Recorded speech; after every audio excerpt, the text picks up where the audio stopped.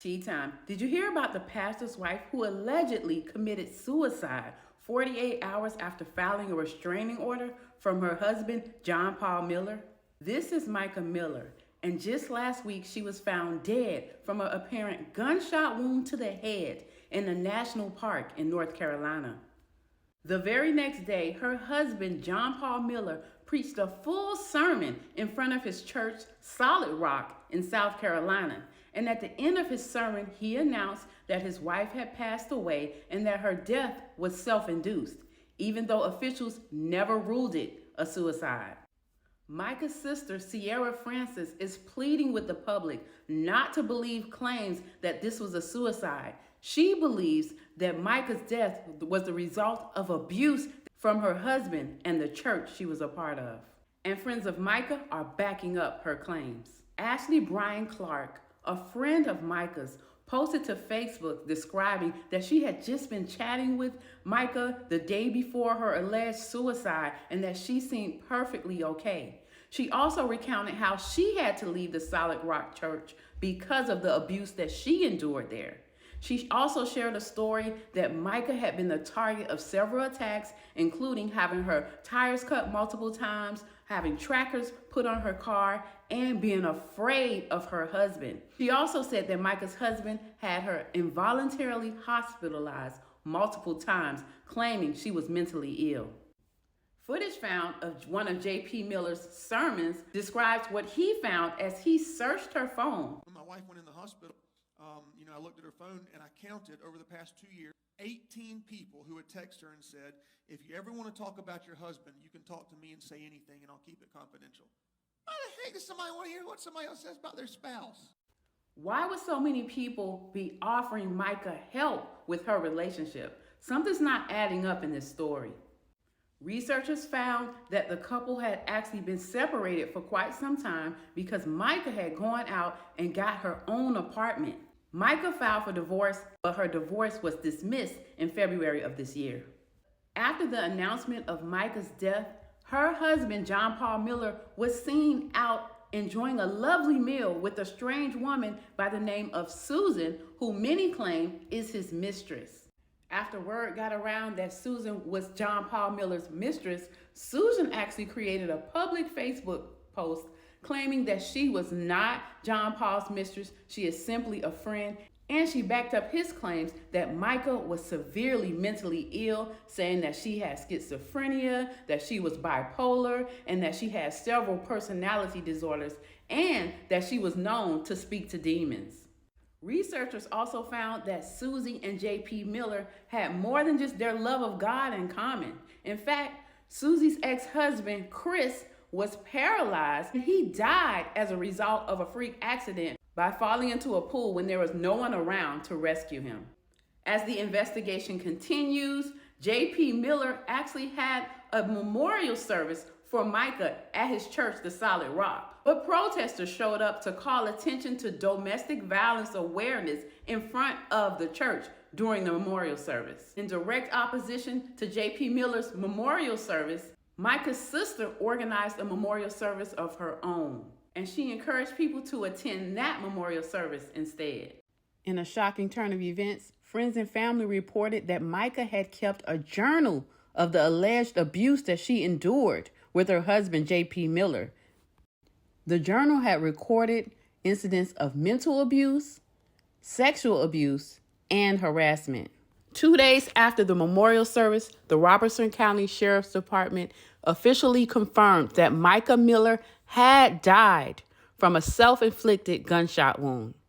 They also released photos from surveillance cameras showing that she had purchased the gun a few hours before she was found dead. The fisherman who actually found her belongings tells his side of the story. Got here about 11:30 that morning. Decided that I was gonna quit fishing. I came back through. I stopped at what they call a slough or a lake in the river. It's just a lake off of the river. So I pulled in there with my little boat. And maybe 5 minutes after getting into the slough, I heard a cry, a faint cry. Heard it for maybe 2 or 3 minutes. Then I stopped. I heard a gunshot. Then I heard a gunshot, and then the crying stopped. And I said to myself, oh my God, I hope that's not what I think's happened. So I decided just to go in there with my boat. And when I did that, that's when I found Mica's belongings laying up on the bank. So I got out of my boat, picked the belongings up, looked at them, put her cell phone was laying outside of the bag, and her glasses also. I picked those up, put them in the bag, looked around a little bit, got back into my boat, came back to the landing, loaded it up. I left out. The law was there. I stopped and talked with the law, asked them did they know a Mica Miller. How do you know Mica Miller? I said, oh, wait a minute now. I said, I found her belongings. And I told him my story, about hearing the crying and hearing the gunshot and the crying stopped. He told me that, yes, there has been apparently a suicide happened at the river. I said, oh man, don't tell me that. He told me that Mica had called 911, told them she was getting ready to commit suicide. He was at, and that the reason she was calling them to tell them that she didn't want her parents worrying about her, where she would be at, if they could go ahead and find her. Then the Robertson County's Sheriff's Department released the audio tape of Mica Miller calling 911 before her death. Hi, are you able to trace the location of my phone? Let me see. You don't know where you're at? A national park. What's the phone number you're calling me from? 843-655-5242.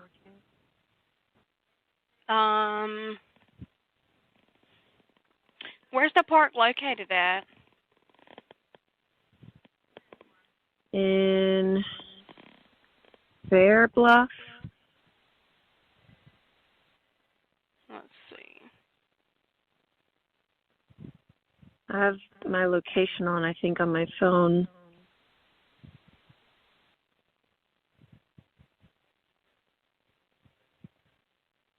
Find my phone is on. I just did my my location. Okay, I'm showing, hold on one second.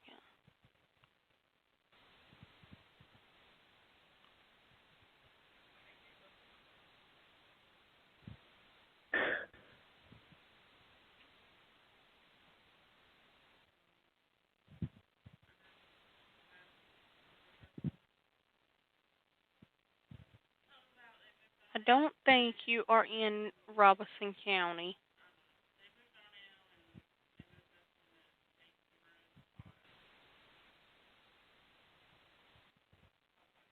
Are you at the Lumber River State Park? Yeah, that's where I am. Okay. Tell me what's happened. I'm about to myself, and I just want my family to know where to find me. Okay, ma'am. Just listen to what I'm saying, okay? Let me make sure I got the exact location where you're at, okay? Just 1 minute. In tribute to Mica's life and what others claim was her attempt to break free from an abusive relationship, here is Mica herself singing a song that meant the world to her. I pray for your healing. The circumstances would change. I pray that the fear inside would flee. In Jesus' name.